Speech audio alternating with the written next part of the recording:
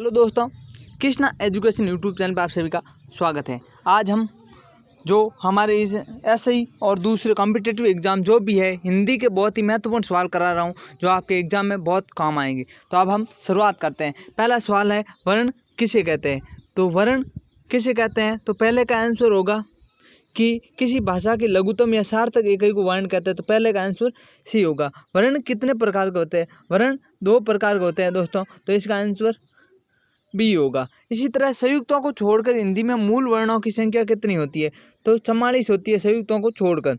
वर्णमाला मात्रा का अर्थ होता है, तो इसका आंसर होगा बी। वर्ण के उच्चारण में लगने वाला समय ही वर्णमाला के मात्रा में होता है। उच्चारण के कालमान को क्या कहते हैं? तो इसका आंसर होगा आपके मात्रा। उच्चारण के कालमान को मात्रा कहते हैं। जिस स्वर के उच्चारण में 2 मात्राएं लगती है उसे क्या कहा जाता है? उसे गुरु स्वर कहा जाता है। तो इसका आंसर सी होगा।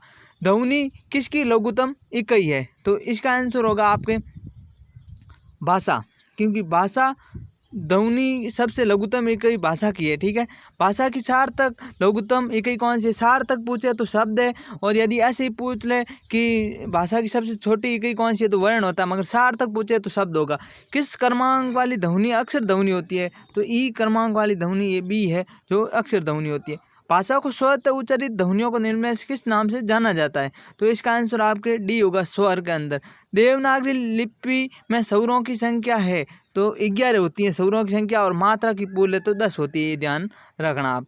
जिन स्वरों के निर्माण में ओठ गोलाकार हो जाते हैं उनका कहते हैं उसको वर्ताकार कहते हैं। जैसे उसका अंदर आप ऊ गिन लेते हैं, ये वर्ताकार के होते हैं तो इसका अंदर वर्ताकार होगा। इसी तरह व्यंजन ध्वनियों का वर्गीकरण प्रमुखता कितने आधारों पर किया जाता है?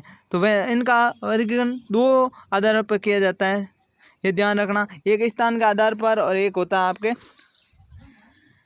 स्थान, और एक कुछ याद नहीं आ रहा उसके आधार पर होता है। स्वर तंत्रियों कंपन के आधार पर हिंदी वर्णमाला व्यंजनों को 2 बनते हैं। स्वर तंत्रियों का अंदर बोलते हैं तो घोष और अघोष होता है, ये ध्यान रखना आप। इसी तरह अब आगे दिया हुआ है कि किस क्रमांक में सघोष व्यंजन नहीं है?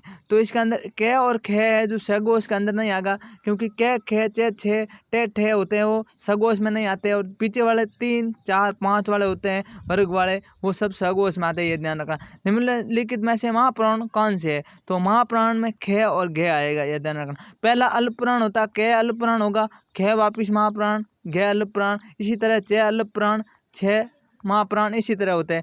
तो अब और क और ख होते हैं वो महाप्राण होता है। अगला सवाल दिया हुआ है, कौन सा वर्ण घोष नहीं है? तो इसका अंदर आपका छ है जो घोष नहीं है, ये अघोष है, क्योंकि क और ख च छ ये सब घोष में आते हैं, ये अघोष में आते हैं। इसी तरह स्वर होते हैं, स्वर आपके घोष होते हैं, ये ध्यान रखना।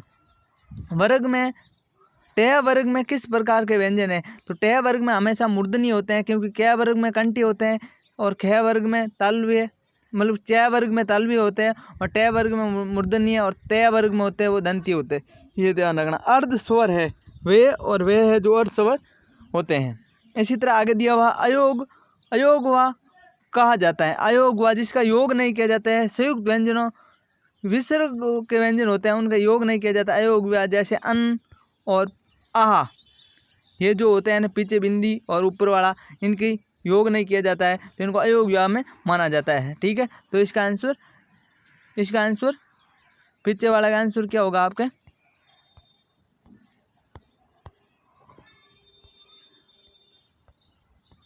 अब अगला सवाल दिया है अयोगवा, ये तो हो गया। इसके अंदर था आपके अयोगवा कैसे कहा जाता है? अनुस्वर या विसर्ग को, ये भी हो गया। इसी तरह अगला, वर्णों को उस समूह को जिससे कोई निश्चित अर्थ निकलता हो उसे शब्द कहा जाता है, क्योंकि शब्द में अर्थ निकलता हो, सार्थक या जिसका अर्थ निकलता हो। निम्न में से कौन सा शब्द अमात्रिक है, यानी जिसकी मात्रा नहीं है? तो इस कलरव में कोई मात्रा नहीं, ये एक अमात्रिक है। हणे का उच्चारण होता है, हणे का उच्चारण नासिक या नाक से होता है, ये ध्यान रखना आप।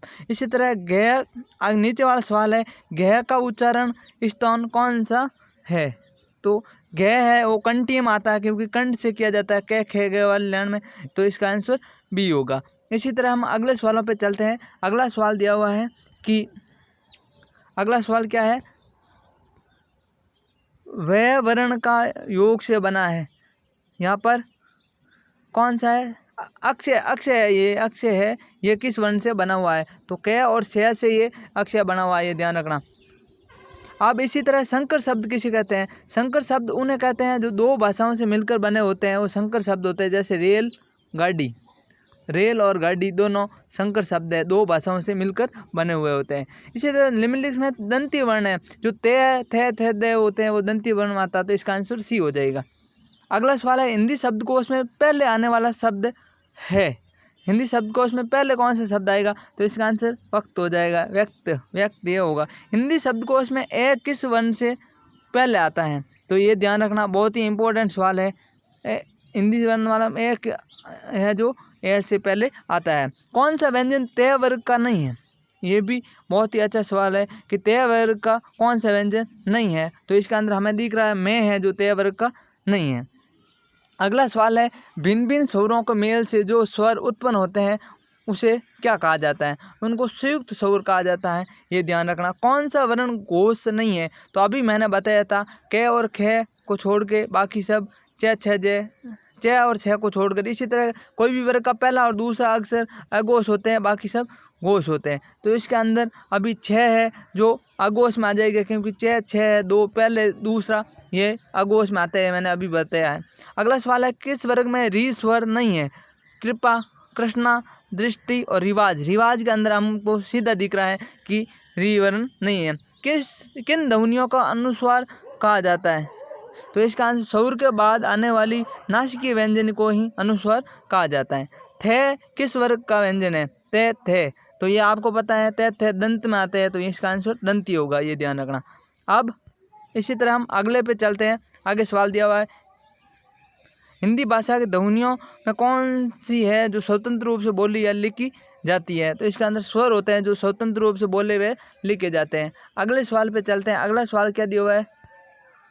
अगला सवाल दिया हुआ है कि त्रिध्वनि है, त्रिध्वनियाँ है, तो इसमें तय और री की मात्रा आ रही है, तो इसका आंसर ए हो जाएगा। निम्न में से सघोष वर्ण है, तो इसका आंसर ए आएगा, क्योंकि स्वर होते हैं जो सब सघोष में आते हैं, तो इसका आंसर ए हो जाएगा। शब्दकोश में निम्न में से सर्वप्रथम आने वाले शब्द है, तो शब्दकोश में सर्वप्रथम कौन सा शब्द आएगा? प्याऊँ, ये है जो सर्वप्रथम आएगा। ज्ञ को वर्णमाला में माना जाता है, यहाँ पर ज्ञ को वर्णमाला में माना जाता है, तो ज्ञ हमेशा संयुक्त व्यंजन में आता है, ये हमें पता है कि संयुक्त व्यंजन में आते हैं ज्ञ। और इसी क्योंकि ज्ञ ज और अणे से बनता है ज्ञ, ये ध्यान रखना। इसी तरह अगला, निम्न में से कौन सा वर्ण स्पर्श संग्रही है? तो ज है जो स्पर्श संग्रही है, क्योंकि च छ वाली लैन है वो स्पर्श संग्रही के अंदर मानी जाती है। तो निम्नलिखित में से कौन सा प्रकंपित वर्ण है जिसका अंदर कंपन होती है? र होता है, प्रकंपित या लूढ़ित वर्ण इस र को कहा जाता है। इसी तरह अगला सवाल है, मुख्य अवयवों के निकट आने से संघर्ष के पश्चात प्रकट होने वाली ध्वनि कौन सी है? तो उसम होते हैं, वो मुख्य अवयवों के बाद ध्वनि उत्पन्न होती है। उसम के अंदर कौन से है? से है, ये से है, ये उसम के अंदर आते हैं, है भी उसम के अंदर आता है, तो ये उसम के अंदर आते हैं। ख है, यहाँ पर ख पूछा है, ख क्या है? तो ख अघोष व्यंजन है, ये ध्यान रखना, क्योंकि क ख च छ ट ठ जो भी ये पहले के अक्षर आ रहे हैं वो सब अघोष व्यंजन में आते हैं। अगला उसम महाप्राण वर्ण है, तो उसम का अंदर अभी बताया मैंने था से ये से वाला, तो ये डी आंसर इसका से हो जाएगा। अंत और विदेश शब्दों से कर्म से प्रत्यय का शुद्ध विकल्प है, तो इसके अंदर यहाँ पर कुछ भी नहीं दिया हुआ है, इनमें से कोई नहीं हो जाएगा। अगला सवाल है कि निम्न में से महाप्राण वर्ण है, तो महाप्राण अभी बताया था कि क को छोड़ के ख वापिस महाप्राण है टे। इसी तरह तय को छोड़ के थे महाप्राण में आ जाएगा, क्योंकि पहला अल्प प्राण होता है, दूसरा महाप्राण होता है। जैसे क अल्प प्राण, ख महाप्राण, ग वापिस अल्प प्राण, तो अब महाप्राण में थे आ जाएगा। इसी तरह सब में चलता है, 6 अल्प प्राण 6 महाप्राण। तो आज के लिए इतना ही। आपको कैसा ये वीडियो लगा कमेंट बॉक्स में ज़रूर बताइए, और लाइक, सब्सक्राइब और शेयर करिए। आज के लिए इतना ही। थैंक यू दोस्तों।